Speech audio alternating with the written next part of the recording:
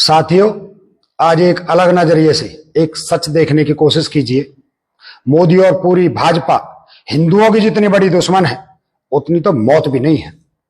जी हां, हिंदुओं की सबसे बड़ी दुश्मन भाजपा ही है। हिंदुओं को किसी से नहीं बल्कि भाजपा से खतरा है। आज देखिए, देश के सारे हिंदुओं को बाकी समुदायों का दुश्मन किसने बनाया। हिंदुओं को अपने ही दोस्तों साथियों से अलग किसने किया? भाजपा ने किया। आज देखिए, हिंदुओं को बाकी गैर हिंदू समाज और राज्यों में नफरत का शिकार बनाती जा रही है भाजपा। यकीन ना हो तो आप खुद देखिए। पहले धर्म के नाम पर उत्तर भारत और गुजरात में हिंदुओं को मुस्लिम से अलग किया। फिर जहां हिंदू नहीं थे, केरल जैसे दक्षिण भारत के राज्यों में हिंदू को, मुस्लिम को क्रिश्चियन से अलग किया। पंजाब में हिंदुओं को सिखों से अलग किया। फिर जहां हिंदू, मुस्लिम या क्रिश्चियन ज्यादा नहीं थे, वहां हिंदू को हिंदू से अलग करना शुरू किया। जैसे पश्चिम बंगाल में हिंदुओं को बंगाली भारतीयों से अलग किया। महाराष्ट्र में मराठी और गैर मराठी को अलग किया। मध्य प्रदेश, राजस्थान, छत्तीसगढ़ में हिंदुओं को जाति के नाम पर अलग किया। मणिपुर में तो कोहराम मचा दिया जब दो आदिवासी समुदायों में इतनी नफरत भर दी कि पूरी दुनिया में देश की बदनामी हो गई, इंसानियत तार तार हो गई, बहन बेटियों का सर झुक गया। आपको याद होगा, कुछ दिन पहले मैंने कहा था कि भाजपा सिर्फ अलग करने की राजनीति जानती है। मतलब फूट डालो और राज करो। जिन राज्यों में गैर हिंदू वोट ज्यादा है वहां भाजपा हिंदुओं को उकसाती है, भड़काती है, एडिट किए हुए वीडियो और मारे जाने का डर दिखाकर वोट लेती है। और जहां हिंदू हिंदी हैं तो आदिवासी को स्वर्ण से, स्वर्ण को हरिजन से, ब्राह्मण को दलित से, पिछड़ा जाति को क्षत्रिय से अलग करके उनकी वोट लेती है। मतलब यह है कि जहां जो वर्ग ज्यादा वोट रखता है वहां बीजेपी उनके पक्ष को उकसाती है। मणिपुर में देखिए, दोनों तरफ हिंदू थे, फिर भी पूरा राज्य लपेटों में झोंक दिया, जबकि वहां खुद बीजेपी की सरकार थी। तो यह हाल हो गया। अगर विपक्ष की होती, सोचिए क्या होता। अब जब 9 सालों में सब कुछ बांट दिया, अब कोई वर्ग नहीं बचा, कोई स्तर नहीं बचा। देखिए, जनता के जमीनी मुद्दों से ध्यान भटकाने के लिए अब भाषा के नाम पर देश को बांटने लगे। इंडिया नहीं, भारत ज्यादा अच्छा लगने लगा अभी। अब सवाल यह है कि भाजपा इंडिया के खिलाफ है या अंग्रेजी भाषा का ज्ञान नहीं है, यह साबित कर रही है। पूरी दुनिया जानती है भारत को ही अंग्रेजी में इंडिया कहते हैं। लेकिन यह समझ लीजिए, इन्हें इंडिया से पहले दिक्कत नहीं थी।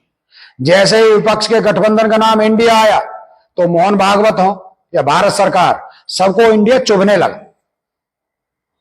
अगर भाजपा को इंडिया से दिक्कत है तो पहले क्यों नहीं थी?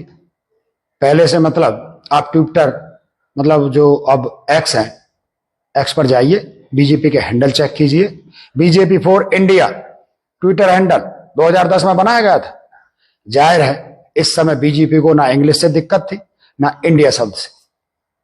इनके राष्ट्रीय ट्विटर हैंडल पर भी अभी तक इंडिया लिखा है। फिर बीजेपी 4 गुजरात 2011 में बना। 1 साल बाद भी इनका इंडिया के खिलाफ जहर नहीं दिखा। बीजेपी फॉर एमपी और बीजेपी फॉर यूपी 2013 में बनाए गए। तब भी इंग्लिश और इंडिया से इन्हें कोई तकलीफ नहीं थी। ये तो बाद की बात है। नरेंद्र मोदी जी का ये जो ट्विटर हैंडल 2009 में बना, मतलब इस समय इंग्लिश से कोई परहेज नहीं था। इनका इंग्लिश और इंडिया प्रेम सरकार बनने पर भी जारी रहा। स्किल इंडिया और मेक इन इंडिया 2014 में, डिजिटल इंडिया 2015 में, स्टार्टअप इंडिया 2016 में ही स्टैंड अप इंडिया भी आया। इन सब में इंडिया लिखा हुआ है। मतलब इस समय तक भाजपा हो या आरएसएस, दोनों का इंडिया से कोई दिक्कत नहीं थी। लेकिन जैसे ही विपक्ष ने इंडिया नाम रखा और देश के आम मुद्दों पर बात करना शुरू किया, बस मोदी जी की रातों में हार का भूत दिखने लगा। और बस फिर क्या था? फिर किसी भांग खाए व्यक्ति ने मोदी जी को सलाह दी कि इंडिया को भारत से अलग कर दीजिए। जो लोग आपके साथ होंगे वो भारत के साथ खड़े होंगे, जो नहीं होंगे उन्हें अंग्रेजों को गुलाम कह देंगे। बस वही हुआ। लेकिन चंगू मंगू भी भूल गए कि उनकी सरकार ने कई जगह इंडिया पहले से लिख रखा है, तो फिर मोड़ ढूंढ रहे हैं दाना खिलाने के लिए, क्योंकि जब जब मोदी डरता है कैमरा को आगे करता है। फिर लग गई गोदी मीडिया भारत और इंडिया को अलग करने में। पर मूर्खों को समझ नहीं आया, पढ़े लिखे लोग इनकी मूर्खता पर हंस रहे हैं, क्योंकि जब इन्होंने प्रेसिडेंट ऑफ इंडिया की जगह प्रेसिडेंट ऑफ भारत लिखा तो इनकी मूर्खता के सारे रिकॉर्ड तोड़ दिए। गधों को यह भी समझ में नहीं आया कि प्रेसिडेंट तक तो ठीक है, इंग्लिश ही लिखी ना, प्रेसिडेंट ऑफ भारत की जगह शुद्ध हिंदी लिख देते, भारत के राष्ट्रपति लिख देते। लेकिन नहीं, मूर्खता का नया उदाहरण देकर देश की बदनामी करने का ये गंवार लोग कोई मौका नहीं छोड़ते, फिर वजीयत करवा ली। अब भक्तों को इतनी कंफ्यूजन है, समझ में नहीं आ रहा दुश्मनी किससे जतानी है, इंग्लिश से या इंडिया से। मोदी के अंधभक्त अब रोड पर खड़े कुत्ते की तरह दोनों तरफ देख रहे हैं कि भौंकना किस पर है। एक तरफ इंग्लिश खड़ी है, एक तरफ इंडिया है। इंग्लिश पर भौंकते हैं तो बीजेपी का नाम भी इंग्लिश में दिख जाता है, और मोदी जी का नाम भी इंग्लिश में है। तो दूसरी तरफ मुंह घुमाते हैं और भौंकना शुरू ही करते हैं तो खेलो इंडिया, पढ़ेगा इंडिया, बढ़ेगा India, skill India, startup India, ये लिखे दिख जाते हैं। सामने मोदी जी का फोटो भी लगा होता है और भाजपाई कुत्ते ना भौंक पा रहे हैं ना चुप हो पा रहे हैं। कुल मिलाकर उल्टी भर रही है, पर हो नहीं रही, बिल्कुल ऐसी हालत हो गई है। भाजपाइयों को सलाह देना चाहता हूं कि इन गवारों के चक्कर से बाहर निकलो। जनता को महंगाई, बेरोजगारी, आर्थिक व्यवस्था, स्कूल, अस्पताल और बिजली, सड़कें जैसे जमीनी मुद्दों पर बात करो। अब ये हिंदू मुस्लिम, सिख ईसाई, कोकी मेतई को एक दूसरे से लड़ाकर हम अपने ही देश का नुकसान कर रहे हैं। चाहे घर किसी का जले, नुकसान देश का होता है। चाहे अस्पताल कोई जाए, जख्म देश पर ही लगते हैं। रोए कोई, आंसू देश के ही निकलते हैं। कपड़े किसी के उतरे, निर्वस्त्र देश ही होता है।